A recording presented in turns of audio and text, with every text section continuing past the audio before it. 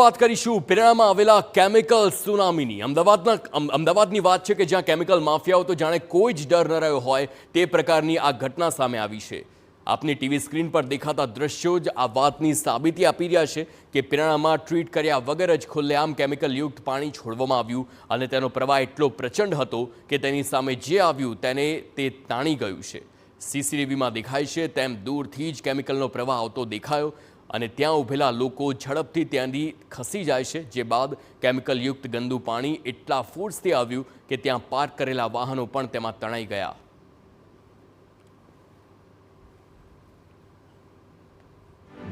બહેરામપુરા વિસ્તારમાં અનેક એવા ઔદ્યોગિક એકમો છે જે ગેરકાયદેસર ધમધમી રહ્યા છે, જેઓ પાસે કોઈ પણ પ્રકારે ટ્રીટમેન્ટ પ્લાન નથી કે જ્યાં કેમિકલના પાણીને ટ્રીટ કરીને છોડવામાં આવે તે પ્રકારની પણ વ્યવસ્થા નથી।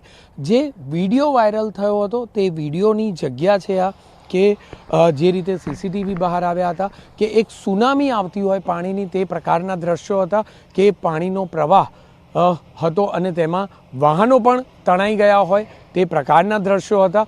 આ તે જ જગ્યા છે અને આજુબાજુના ઔદ્યોગિક એકમો છે કે જેને જીપીસીબી દ્વારા તો કેટલાક એકમોને સીલ કરવામાં આવ્યા છે, પરંતુ તેમ છતાં આ જ એકમો રાત્રિના સમય દરમિયાન ધમધમતા જોવા મળી રહ્યા છે।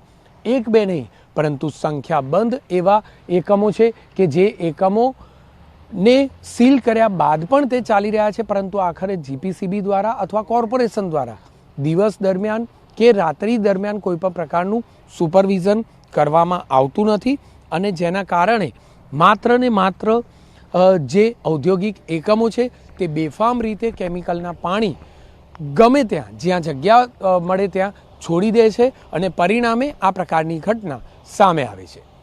કેમેરામેન રોશન સાથે જિગ્નેશ પટેલ, TV9 અમદાવાદ। પિરાણાની આસપાસ અનેક ગેરકાયદે એકમો ધમધમી રહ્યા છે। કેટલાક એકમોને જીપીસીબીએ સીલ પણ કર્યું છે, પરંતુ આ સીલ કરેલા એકમોમાં જ રાત્રિ દરમિયાન ગેરકાયદે કામગીરી ચાલતી રહેશે। એકમો સીલ હોય આવી ફેક્ટરીઓ પાસે ડ્રેનેજની કોઈ વ્યવસ્થા નથી અને તેના દ્વારા જ આ રીતે ખુલ્લેઆમ કેમિકલયુક્ત ગંદુ પાણી છોડવામાં આવે છે। ત્યારે વિડીયો વાયરલ થતાં એએમસીની આંખ ઉઘડી છે અને સ્ટેન્ડિંગ કમિટીના ચેરમેન દિવાંગ દાણીએ તપાસના આદેશ આપ્યા। આ પાણી છે એનું સેમ્પલ લઈને એની તપાસ કરવામાં આવશે। જો ફેક્ટરીના હશે તો ચોક્કસ તેને સીલિંગ પ્રક્રિયા, ઘણીવાર સીલિંગ પ્રક્રિયા ત્યાં આગળ કરેલી છે, પરંતુ રાત્રિના સમય દરમિયાન આ પાણી છોડવામાં આવતું હોય તો ચોક્કસ તેનો નાઇટ બરાબર રાઉન્ડ પણ ગોઠવવામાં આવશે અને એ પાણી બહાર ના નીકળે, કેમિકલવાળું કે કોઈ પણ પ્રકારનું પાણી બહાર ના આવે તે માટેના એક્શન મહાનગરપાલિકા દ્વારા લેવામાં આવશે।